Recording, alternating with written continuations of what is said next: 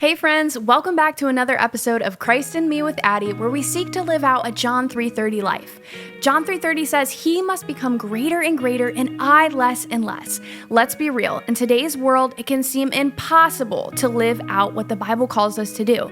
Not only can it be hard to understand sometimes, but finding the time to read the Bible, to understand the Bible, to know the Bible, it can just be overwhelming. So I created this podcast so we could walk alongside each other, share some of our stories and struggles, but also where the Lord is bringing us, so that we can encourage one another and stay rooted in His Word. It's my prayer that you walk away from each episode saying, I know that is Christ in me. I know Christ in me. So let's get into today's topic.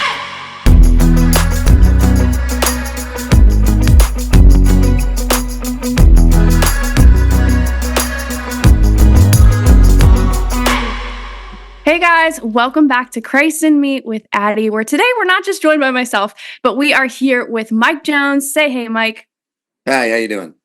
I'm so excited to have him on because he just lends awesome insight. I kind of say your videos are a little snarky, a little silly, where you dish it out, but you also know how to receive being dished at, I guess. So today I'm really excited to hear what you'll bring to the table. Mike, why don't you just take a second to kind of introduce yourself and let everybody listening know who you are and a little bit about your ministry? Yeah, my name's Mike Jones. I have a master's in philosophy from the University of Arizona. And so I do a lot of apologetics online. My main channel is on YouTube called Inspiring Philosophy. And I also do a lot of response videos on TikTok, Instagram. And I just try to build videos that would answer various apologetic questions. And so a lot of my videos, the long form videos, are just giving evidence for the Christian worldview. Mhm. Yeah, I first found apologetics through Case for Christ by Lee Strobel, with which, if anyone hasn't read that book, it's a really great book, but it gives you sort of like the meat and potatoes when it comes to Christian questions and then big answers in history. So, how would you kind of define apologetics for someone who has no idea what it is, but is curious? Yeah, apologetics is just providing answers. It's Hmm. basically what it means. And everyone is really an apologist for their own worldview. If Hmm. you start questioning an atheist on their worldview, they're going to start to defend it and give answers to objections you're going to raise. A lot of them just don't want to own the label, but everyone is an apologist for their worldview to some degree. And so I would just say I believe in the Christian worldview. I say Christ is king. So therefore, I'm going to defend the Christian worldview and I give answers for it, evidence for this worldview, and I answer objections. Yeah, and I think apologetics, you're very brave for taking that on. I think it definitely takes a certain personality type because I'm the type of person who doesn't really like confrontation. And I know a lot of your videos, you're just talking with people online or you're having like these online interviews. I've seen you have like open discussion forums with different people and different views. So, what would you say to the person who is interested in apologetics but is maybe nervous about the debate side of it? Because it can get a little heated and people can be very opinionated. Yeah, well, if you're worried about that, I mean, start slow, just Mhm. have conversations online and just be nice. A lot of people out there, if you're just nice, they'll be nice back. And if there's Yeah. there's a troll, just block them. I mean, Yeah. honestly, they're not worth your time. They're not there to have a conversation. They're there to try to make themselves feel superior. So if people start insulting me, I just block them. I'm not even interested at this point. Like Mhm. I don't have time for you. So start slow, just be nice and respectful and be willing to be humble. Say, Yep. okay, well, I've not thought of that. I'll go research thing. And people will have more respect for you if you have that approach Mhm. than something else.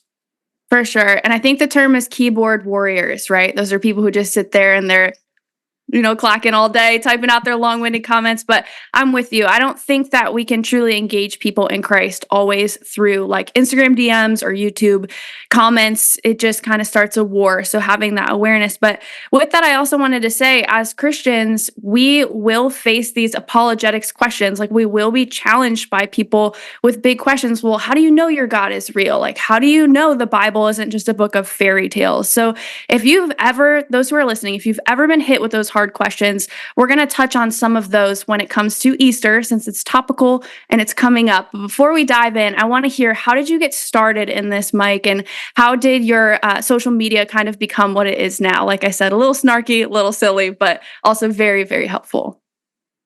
I mean, I just started making videos. Yeah. Well, let me, how do I put this? So basically, many years ago, many moons ago when the earth was young. It was like 2011. I just saw there was not a lot of good Christian videos on YouTube. There was just Mhm. snarky atheist videos, there were conspiracy videos, and a lot of Christian conspiracy videos. And I was like, there's got to be something better. I wish someone would do something about it. Yeah. So I thought, well, I have some time. I could make a few videos and contribute and then move on to my career. And people started asking me to do more videos. I was like, okay, I'll do some more. And then it just started to snowball. Mhm. So if you want to get started on this, just start making videos, start Mhm. making a blog. You're not going to become famous, and that should not be your goal. Yeah. Your goal should be, if I can just help a little bit, that's good enough. Because that Mhm. was the goal I had to start with. And that's what the goal a lot of people who eventually got much bigger, that was their goal as well. So if you have a calling for this, just do it and start small and be willing to stay there. You Yeah. know, that should be our mentality in all of this. For sure. I share all the time too. Like I started this podcast because I was not Christian my whole life and I didn't know that there were answers out there and I wasn't really willing to look for them either. So I started this podcast to help people realize like there are answers to your questions out there. Like we can come alongside each other, but also you don't need a following or a platform to speak about Christ and to put out, the knowledge that you have out there. So I just want to say thank you for sharing the knowledge that you have and encouraging so many. Yeah, and I would say, remember Jeremiah didn't really save a lot of people in his lifetime, Mhm. like two or so. Yet his book has profoundly shaped culture for centuries to come and is very important for the biblical scriptures. So Yeah, even that's if you good. think you're not doing a lot now, you don't know how that could echo through the ages, especially Mhm. with the way the internet is now and the way everything is online. You could be helping people in 20, 30 years you just don't know. Yeah, that's good. I mean, even thinking about that too, like Job probably didn't feel super great in his moment, but think of how many Christians reflect on that when they're suffering. So I just want to repeat what he just said. Like, you don't know how God might be using you. So don't limit yourself. Don't put God in a box. So, Mike, I want to hear, where do you source? You reference so many academic sources. Like when people say Easter's pagan or things like that, in your videos, you always drop like different academic findings, historical findings. Where do you source these things? And what would you say to the person who's like Googling information, just trying to figure it all out?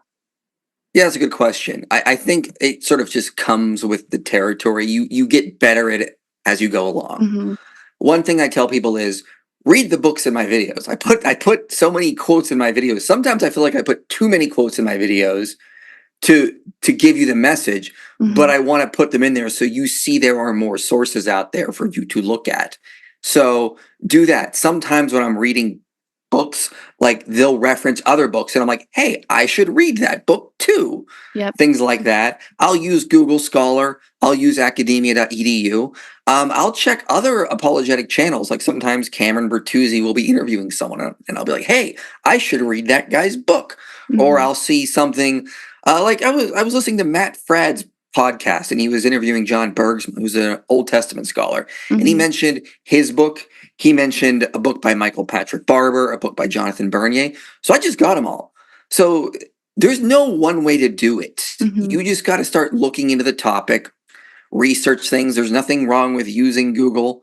Research certain things, find blogs on it, and see what they reference. Always check the references Yep. on videos, blogs. If they don't have any, red flag should be going up. But if Hmm. they do, read those books. Make sure they're from accredited scholars or philosophers. Hmm. Don't be reading some sort of just wacky theories on the pyramid from some nobody.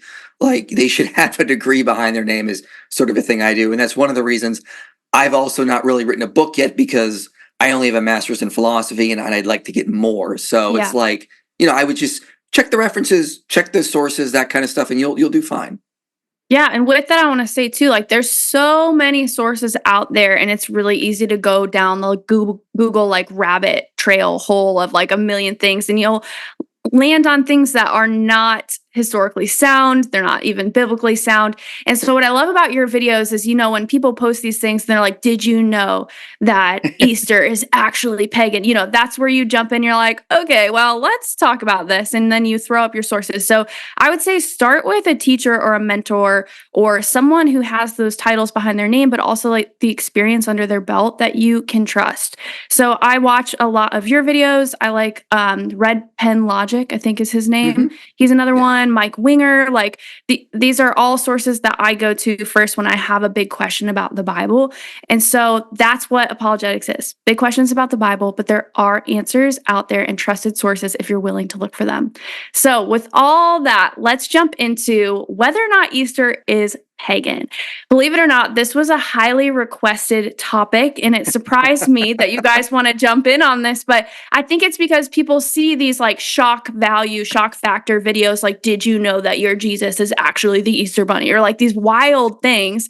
And then Christians are like, wait, what am I supposed to, is this witchcraft? And then you just want to make sure that you're like following the right path. So let's talk about it so we can clear up some of the confusion. Mike, I'm going to pass it over to you. I know you've answered this question a million times, but is Easter pagan? It's fine. I'm used to it, and I love doing it because it's just easy to address. Yeah. Short answer: no. Easter is not pagan. Easter is the celebration of Jesus rising from the dead. Amen. Okay, that is the historical origin. We know Christians were celebrating this back into like the 2nd century and probably even the 1st century. This is just where it comes from. What people get mixed up on is they hear the word Easter and they go, that doesn't sound Christian, that sounds pagan. The problem is you're speaking English. Most people around the world call this holiday Pascha or a derivation of that. Why? Because Jesus died during Passover week and rose during Passover week. So Christians started calling the Easter celebration Pascha. And that's what it was called in the Roman world, among the Greeks, the Romans. Then when Christians started moving into Germanic regions, they started calling the Pascha after the month it fell in, which is Aostromanath. That was the month it fell in. That month was probably named after a goddess named Aostra. Fair enough. That doesn't make Easter or Pascha pagan, just like it doesn't make the 4th of July a holiday about Julius Caesar just because it falls in the month of July. So no, Easter is not pagan. It is entirely Christian in origin. When Christians started moving into Germanic regions, they just started calling it after the month it fell in, which was inadvertently named after a goddess. So you could say the word Easter indirectly comes from paganism, but so do all the days of the week. Sunday, Monday, Tuesday, Wednesday, Thursday, Fridays, they're all named after gods. So keep that in mind when you're doing that. What we know about this goddess Aostra is that she was worshipped in the Germanic regions. The only note we have on her is from Saint Bede, who says the month was named after her and ancient pagans had feasts for her in her honor in the season. That's it. Doesn't mention bunnies, doesn't mention eggs, none of that. And in fact, eggs and bunnies were not even associated with Easter that far back. The earliest reference to Easter eggs is like in 1290 in England, when the king requested about 400 or 450 eggs to be decorated for the Easter celebration. That's the earliest reference as far as I can find, at least in English and published English sources. Some suggest there may be older Persian ones, but I've not seen them. Most scholars think Easter eggs came from Lent. So Catholics, Lutherans, Anglicans, Orthodox keep Lent. Fast for 40 days by giving up something, and then you celebrate Easter. In the Middle Ages, you would fast from all animal products during Lent. So you basically were a vegan for 40 days. So eggs could keep well, though. So towards the end of Lent, they would start hard boiling the eggs so they could have a bunch of animal products for the Easter celebration because of protein. That's how Easter eggs became associated with Easter. How did the bunny become associated? Well, not till like the late 1600s, as far as I can tell. Like the earliest reference seems to be the late 1600s. I've suggested in earlier videos, there was an earlier reference in 1572. It now seems like that may be not actually sourced correctly. Like Francis Weiser brought that up, and he didn't actually source that correctly. So some people have pointed out the actual earliest reference to an Easter bunny is 1682. So, and how did that become associated with Easter? Well, people would see animals in the spring. So we actually see references to Easter butterflies, Easter foxes, Easter hares, and Easter bunnies. And the Easter bunny just sort of took off since then because animals come out in the spring. People are celebrating Easter. Look, that's the Easter animal. So all of this is just Christian in origin mixed in with some European folk traditions. Yeah. None of this goes back to paganism. None of this goes back to Ishtar in Babylon or Aostra. So none of this is pagan. Have you heard of the goddess? I think Eastor is how you say her name. I think she's the goddess of fertility. That's the one I've heard the most. That when you are like referencing eggs or bunnies, you are in essence worshiping this goddess of fertility. Have you heard that? Yeah, that's another way to pronounce Aostra. Okay. So, yeah, we know she was a goddess of the dawn. It doesn't Mhm. say goddess of fertility Okay. necessarily. I have to check the St. Bede reference on that. Mhm. But as far as we can tell, no, we don't know much about her or how she was worshipped. It's just one of those things is like, well, I guess we're just kind of in the dark on her because so little was known about her. So I got the St. Bede reference here, and here's what he says in the Reckoning of Time. It says that Eostromanath has a name which is now translated Paschal month, and which was once called after a goddess of theirs named Eostra, and whose honors feasts were celebrated in that month. Now they designate that Paschal season by her name, calling the joys of the new rite by the time-honored name of the old observance. That's it. That's Mhm. literally all we know about her. It doesn't say goddess of fertility. It doesn't mention bunnies, eggs, none of that. So people are just making assumptions based on very limited data. Yeah. It's a spring goddess, maybe it's a fertility goddess. They're trying to do those kind of connections. Yeah, and see, even what I just said, that knowledge was from videos that I've literally seen people saying that if you're a Christian, you should not celebrate Easter, and here's why. And it's like, well, that brings me to my next question is even if there are, we're just going to say, even if, I'm not saying that there are, but even if there are some sort of pagan roots or pagan similarities between what the pagans did and what Christians did now, do you think it's wrong to Christianize ancient holidays? No, there is no biblical reason for thinking that that is going to be wrong. Hmm. And for one reason, you can look at, for example, the book of Esther. Out of that, we get Purim. Purim is based on Haman casting lots in their Persian traditions to try to figure out what was the best day to attack the Jews. And they turned that into a holiday. So that actually does have a pagan origin, if you think Right. about it.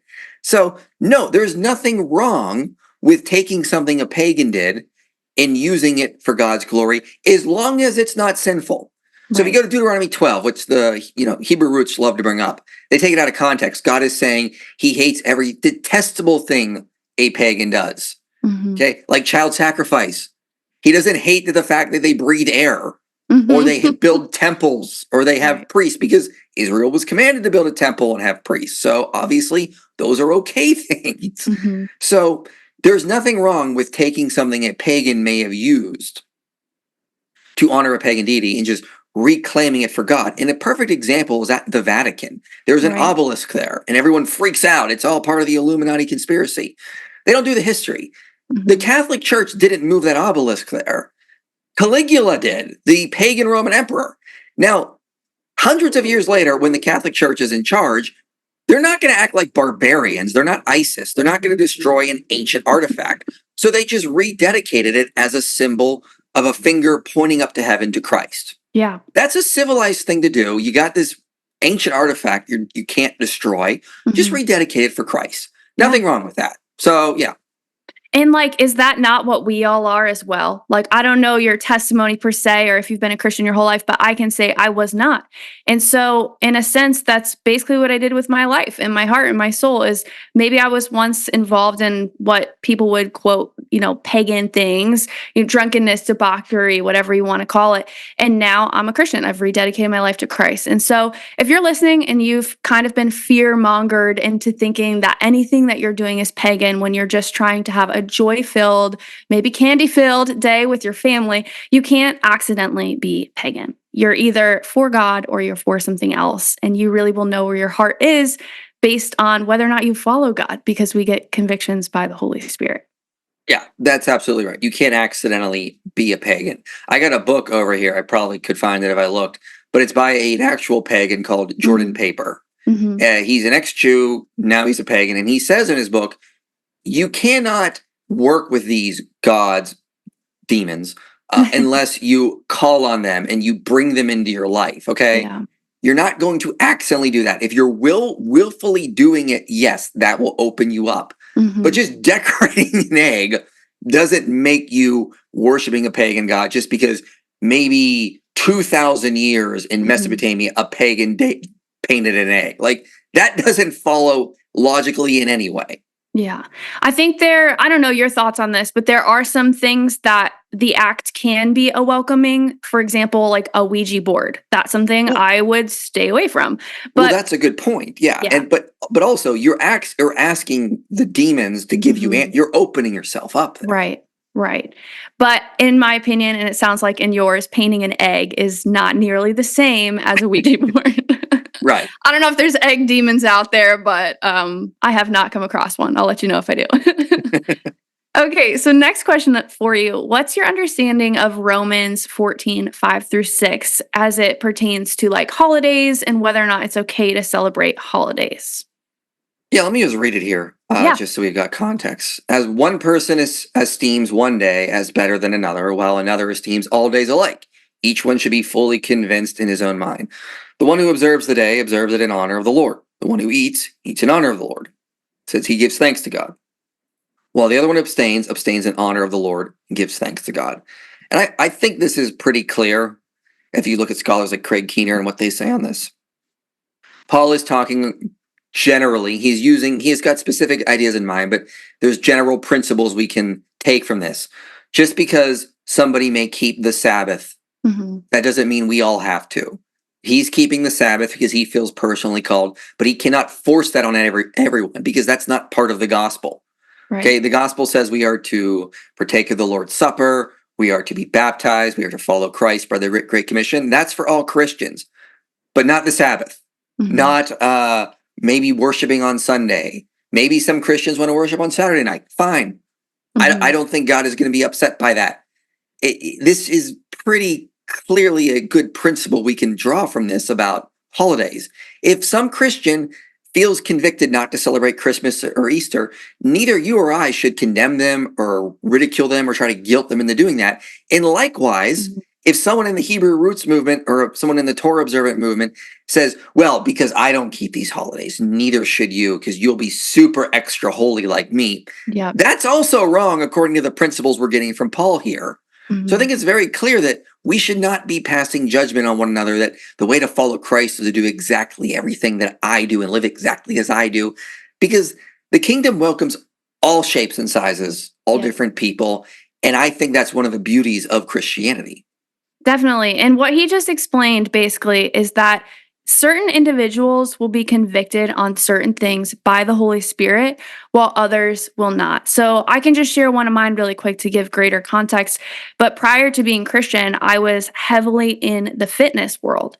And so I was convicted into modesty. But that doesn't mean that my version of modesty is going to be the same as every other person in the world. Do I believe that there is a certain way to dress so that you don't feel weird at church? Absolutely. But I'm not going to look at you and be like, hey, you shouldn't be wearing that because I wouldn't wear that. And so that's where, if you feel convicted not to celebrate a certain holiday, don't turn around and call your brother or sister in Christ pagan if they choose to, or think of them as any less of a Christian. And so, with that, I want to discuss, you kind of answered this, but do you think that there's anything wrong with celebrating man made holidays? Because, for example, I think a lot of people don't understand, like, we know that Jesus probably wasn't born on December 25th. Like, we have pretty good evidence to back that up, but it's a chosen day so we can honor the birth of our Savior. Similarly with Easter, we know that it falls on like a certain Sunday every year, but we don't actually believe that that is the day that Jesus rose from the dead.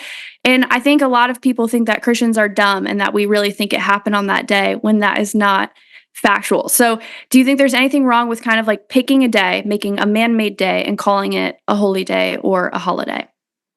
No, there's nothing wrong with that. I mean, obviously, we have holidays like Thanksgiving, 4th of July, Mhm. Memorial Day. Is anyone going to get bent out of shape for having an American holiday? Like, that would be ridiculous. And Mhm. Easter falls on, this is how it's easy to actually know when Easter will be. Easter falls on the first Sunday Mhm. after the first full moon after the spring equinox.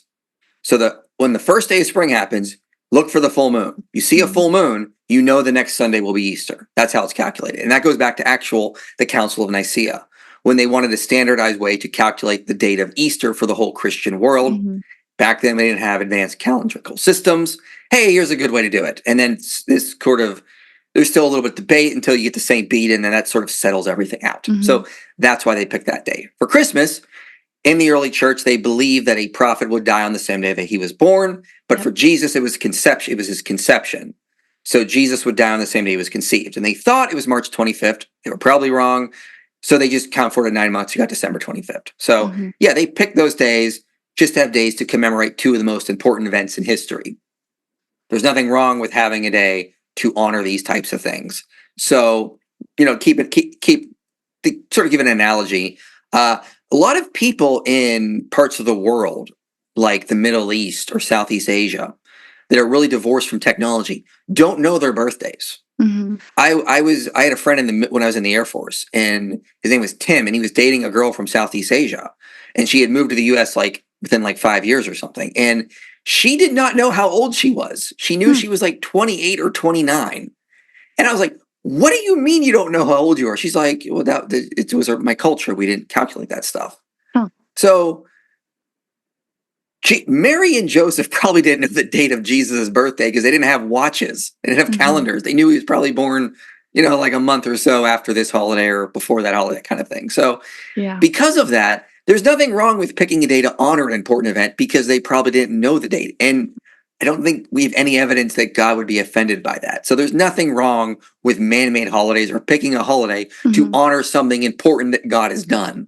Right. And I think it's that anytime people hear like that we've picked a date to celebrate a certain thing, people are like pagan, but it's like, these actually were probably picked by the companies that are selling you the candy and the cards that have made it such a big deal because for example, you just said the thing about birthdays. Look at how big of a deal we've made birthdays in America, whereas you just said that's not really a thing in other countries. So I don't think it's pagan as much as it's just become like commercialism. And, I'm cool Yeah. with celebrating birthdays. But if you guys have more questions on that topic specifically, I do have a video on whether or not Christians should celebrate Christmas, which pretty much just restates everything he just said anyway.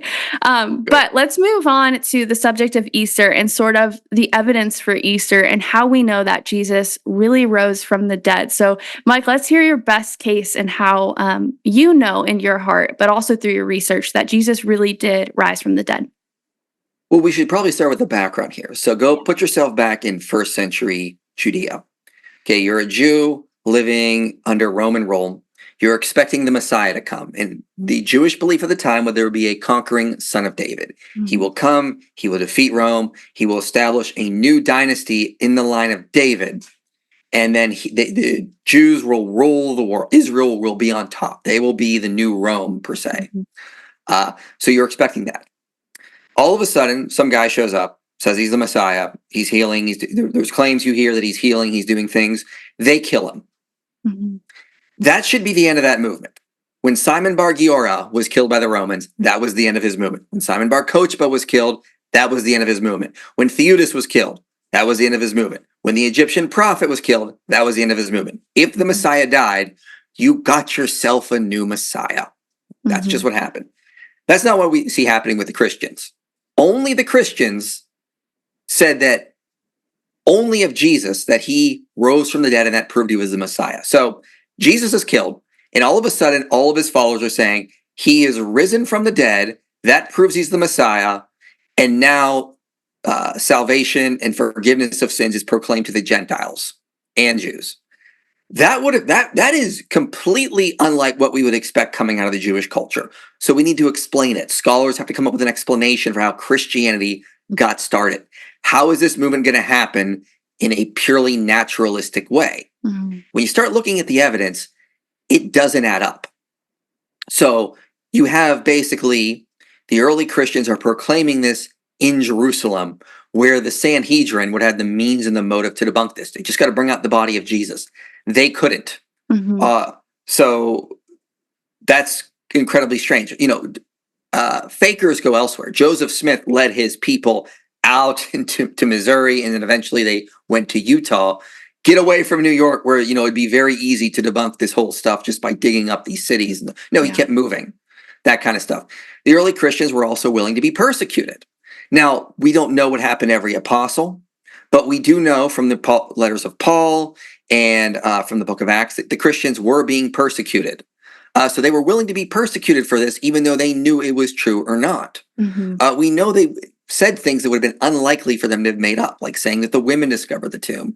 even Christian opponents like Celsus use that against them. They said, well, you can't believe this crap. You just have the testimony of some frantic woman. Like that was an argument they used against the Christians in that day because they didn't trust testimony from women as much as it would be from a man.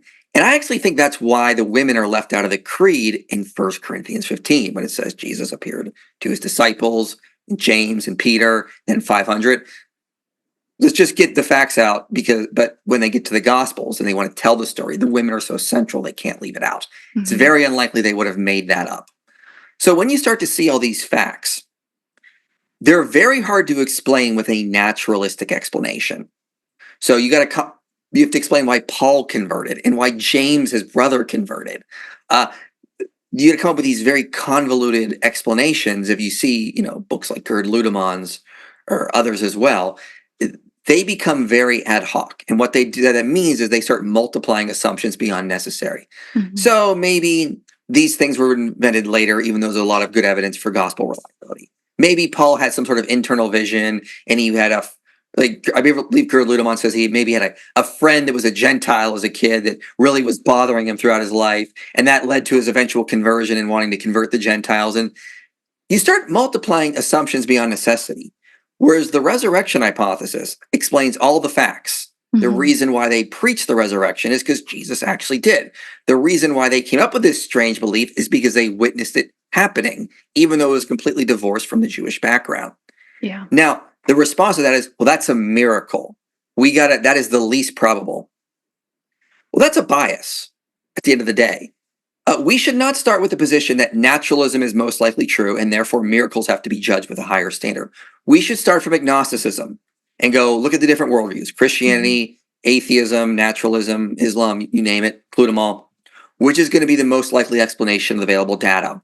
And when you look at it, Christianity is the most plausible and it is the least ad hoc. It's going to posit the least amount of assumptions. Now, you may not like those assumptions because they're not natural assumptions, but it does posit the least. We cannot judge based on quality. We can judge based on quantity here. We have the least amount of assumptions when it comes to the Christian worldview. If that's the case, it is by far the most parsimonious explanation. And as Mike Licona points out in his book, The Resurrection of Jesus, it's got the most explanatory scope, explain all the facts, the most explanatory power. It can explain them all completely. It has the least amount of assumptions, so it's the least ad hoc. It's plausible because it can explain other areas as well. And it provides illumination on a whole lot of other things. With that, it's just going to be the simplest explanation at the end of the day. So, in a nutshell, Christianity is very easy to disprove because it's not just some guy getting visions in his head. Jesus publicly died. He was publicly buried. And then he publicly rose, leaving an empty tomb that was publicly known. This isn't just visions in some guy's head. This is all public stuff that could have been easily debunked, and they couldn't. So when you start looking at the data, the evidence for the resurrection really starts to shine through, and it's very hard to explain all that in a naturalistic way. Yeah. And at the end of the day, we just can say the best explanation is that Jesus rose from the dead. Yeah. Amen to that. My question to you now is, how do we know that Jesus was really dead when they put him in the tomb? How do we know that he didn't just pull a Houdini and this was some elaborate escape plan and that he was a magician or something? Yeah, I love those questions because there's not a scholar alive that really takes that view. I think maybe one in the past 100 years has put forward this idea called the swoon theory, that Jesus just swooned on the cross and fell asleep. And even the most atheist scholars aren't convinced by that because the Romans knew how to kill people. They weren't going to let some guy just get off the cross. They would have been in huge trouble. They were very good at their jobs of killing people. And so we see Jesus go through this horrible idea. He's beaten by the Sanhedrin guards. Then he's handed over to the Romans and they scourge him and they beat him again. Then he's got to carry his cross. And medical experts say that at this point, Jesus was in the early stages of shock. He couldn't carry his cross to the execution site, which was expected of crucified victims. He was suffering shock from all the blood loss. He gets on the cross, he dies from shock and blood loss. Then they shove a spear through his side, and they would have been aiming for his heart. He's dead at that point. And you can see a debate I did in February on the channel Modern Day Debate with an Ahmadi Muslim that was arguing for the swoon theory. You just see There's no good reason to think Jesus survived this ordeal, which is why the almost unanimous attestation of the scholarly community is that he died. Yeah. And you explained it really well, but the Romans would be killed if they didn't kill and do their job. Like they would be severely reprimanded. And the other thing too, that I think people like disassociate, this was later in history, but these are the same Romans that had the Roman Colosseum that pinned like people against people, like horrific, horrendous death. So they knew how to kill people. And I love in the Bible, I forget whose gospel it is, but they say that Jesus poured out blood and then water. And people have argued that that just can't be, and that's not. And, people who are fighting for that there's medical Mhm. accuracy within the Bible have said, that can't be true. Water doesn't come out of people like that. Have you heard that? And could you explain it better? Or I could keep Yeah, explaining if you haven't. this is actually a really good way to show John as being reliable here. Yeah. So let me pull up the verse here because it's actually John says something very interesting when he says this. So he says water and blood came out of his side. Hmm. So the soldiers came, they broke the legs of the first, and they shoved the spear in his side. And he says, but one of the soldiers pierced his side with a spear, and at once there came out blood and water. Then John breaks the narrative and says, he who saw it has borne witness, his testimony is true. Okay, John recognizes that this just doesn't seem like it's going to be a natural thing that would happen. And he's got to be like, no, I was there. Trust me, I saw this. And even we see the early church father Origen had to explain this away as a miracle because he's like, this doesn't naturally happen. The heart stopped pumping blood, so there should not be blood pouring out of it. Well, modern medical experts have weighed in on this and said, no, this is probably what would naturally happen from someone who was severely beaten and lost a lot of blood. Pleural fluid would have accumulated in his lung, causing traumatic wet lung. Hmm. And due to shock, it would cause the body to lose its ability to clot blood. So if you stab someone who's been severely beaten and lost a lot of blood will pour out of them because the blood is not clotting anymore. It's not congealing. Hmm. So actually, it matches modern medical research. They shove a spear through his side, the pleural fluid comes out, which looks like water. Blood comes out because it can't clot anymore. It doesn't say it was like gushing out. It just says it came out of him. So Right. actually, John's testimony is something it's unlikely he would have made up Mhm. because they knew in that world this was not something that would normally happen with a dead body unless it Right. was in some cases, like with Jesus, where he was severely beaten. So it's something he probably would not have made up, which is why we see later church fathers having to explain it away as a miracle. But it actually today it matches modern medical research. So this is actually a point in favor of John's reliability. Yeah. And I love In Case for Christ, again, by Lee Strobel. They address this as well. And they talk about how that clear fluid that kind of comes out, they would often list things in that time period by quantity. So he listed blood first and then the water, which would be that clear fluid. Different medical people have tried to combat this and say like, oh, well, there would have been clear fluid first under that much trauma. And, even how he listed things shows the accuracy of there's probably a lot more blood coming out of him than that Mhm. clear watery fluid, which you said the medical term for, and I don't know the medical term for, but Pleural fluid. yes, thank you. I love how even scripture, even the gospel points to medical accuracy, points to scientific accuracy. And so often people say, the Bible's just a book of fairy tales and it doesn't go along with logic and science, and faith can't possibly be matched with evidences. And what would you say to those people who are wrestling with that? Maybe they're a little cynical, maybe they're a little bit of a realist. How did you find answers that not only suit your interests, but also, you found accuracy in them? How did you dive into that? I mean, just start reading what a lot of the experts say. There's a lot Yeah. of good evidence for the reliability of the Gospels. I mean, it's a good book here by Craig Blomberg, Reliability of Mhm. John's Gospel. You got Luke Vandewey's book, Living Footnotes on the Gospel of Luke. His Mhm. other book, The Historical Tell. And then you got this book by Michael Patrick Barber that covers Matthew a lot, The Historical Jesus in the Temple.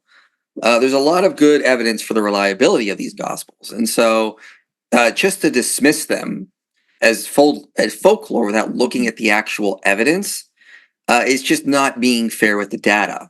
Yeah. You just can't, again, start with a naturalistic worldview and then judge all the evidence for Christianity through those naturalistic lenses. You got to be open to the idea that maybe the naturalistic worldview is wrong and there really is something Mhm. more to life than just the natural. So try to open up and say, well, maybe the world isn't the way I thought it was. Maybe there actually is evidence for miracles. Yeah. Uh, like Luke Vandeweghe gives a lot of good evidence for the Gospels, Mark and Luke, being able to get names right to the point that you couldn't make it up, because even fiction writers couldn't get the naming pattern they get. Only someone who's an eyewitness could get the naming patterns they get when you compare it to historical data.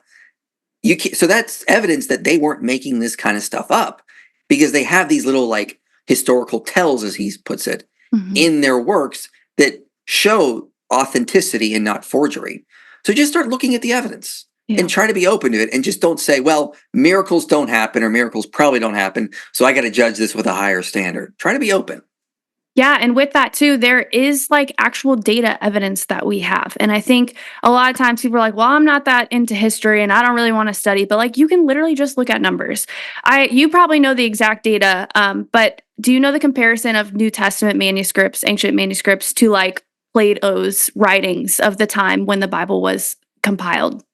Oh, it's ginormous. We have Mhm. we've over 10,000 New Testament manuscripts, and Mhm. I believe for like Plato we only have a handful or so. So I mean, Yeah. like, in terms of just manuscript evidence, we have a lot of evidence for New Testament reliability in the manuscript tradition. And a good book on that is a really short book called Jesus Dethroned by Darrell Bach and Dan Wallace. And Dan Wallace is an expert on New Testament manuscripts, and he just shows, looking at the manuscripts, we can see that there's no evidence any essential Christian doctrines have been changed by scribes. Mhm. Because if you're a scribe, because the moment the New Testament books were written, Christians wanted everyone to read them, so they sent them out everywhere. There was no Yeah. way one person could control them all and make a change. So if you get a scribe in France making a change, you got manuscripts in Alexandria or in Antioch that aren't going to have that change. And so we can pinpoint when like scribal errors come in, and we can Mhm. see that they're very reliable. Yeah, and with that, I talk about this in my episode, How Do I Know I Can Trust the Bible? But there's over like 66,000 cross references in the Bible. And correct me if any of the data I'm sharing you know differently, but that's like where something was in Old Testament and then fulfilled in the New Testament, or referenced back Old to New Testament. And that's like outstanding compared to other ancient literature that's available from that time period. And I've heard a lot of people say, well, isn't Christianity just something made for control? And isn't the Bible just something that, people use to take advantage of people? And what would you say to that comment? Like, I would say they have not done their research. yeah. There's a great paper by a scholar named Roland to Salem, who looked at Christianity and Islam and compared them with different data points. And he found out that Islam was not significant with any of these. But Christianity was positively associated with more voice and accountability in government, more Mhm. citizen empowerment, more political stability, more non-governmental organizations, people organizing for their rights, as well as the ability to create political transformation. So if Christianity it was created to control people, whoever did it did a horrible job, because it leads to freedom and democracy all over the world. And other Right. studies like, Robert Woodbury's work has also shown this. So it's like, what are you talking about? Do some research. Yeah. And I mean, if I lived my whole life focusing on love, joy, peace, patience, kindness, all those, fruits of the spirit, I would say that that is a life very well lived, in my opinion. Mhm. So one final question for you, and this is one that's just like swirling in my brain based on something that you said. So sorry to put you on the spot, but I'm just curious because we talked a little bit about Joseph Smith for a moment there. You said that, Jesus's ministry did not die out after he was gone, but that I instantly thought in my mind, what about Joseph Smith actually? That's a really good question. So what's your take on that? Why do you think that the LDS church has carried on, even though we know Joseph Smith was not a Messiah and not a prophet? Definitely not Jesus. What are your thoughts on that? Yeah, I mean, there's something to the psychology of being in a group that really sort of helps to strengthen that. And the Mormons were persecuted Yeah. early in their history, and that's going to create a strong in-group social connection. I think that was a mistake on Christians' part to persecute the Mormons. Obviously, Mhm. they should not be persecuted, but that's going to create psychologically a strong in-group connection. We do see some early Mormons actually turning away, though, so you do have evidence of that. But one of the reasons it's gonna, I would say that this is gonna spread out is, one, there's gonna be a lot of psychological appeal.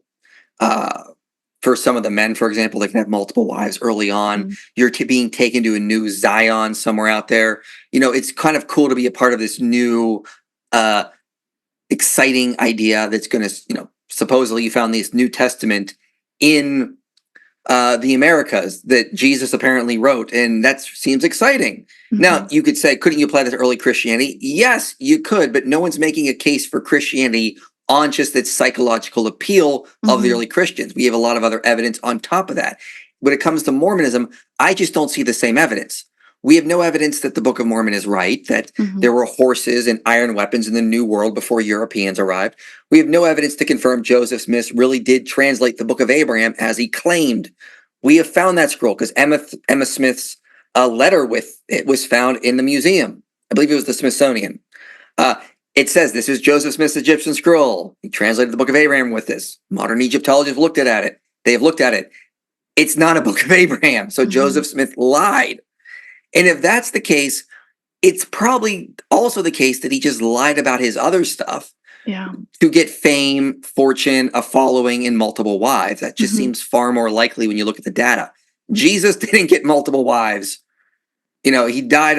We knew his whole career he was going to die and suffer. Yeah. It's very different when you start looking at the data. So you can find some surface levels comparisons to Mormons and Christians. But when you start going into the data more, things don't add up with Mormonism. But historical reliability of Jesus, the Gospels, really does add up. Yeah, and just a quick one as we approach Easter, one that's on my mind is the Palm Sunday prophecy, Messianic prophecy, Zechariah 9:9, where it basically foretold 500 years prior to it actually happening that Jesus would ride into Jerusalem on a donkey and that they would kind of welcome him as the Messiah. And so that's the other thing to look at too, is just the amount of Messianic prophecies and that Jesus was always who he said he would be before he even was. And so when you look at that compared to other people who have kind of stepped into the world and claimed these titles, they just don't even compare in comparison to Jesus. Absolutely.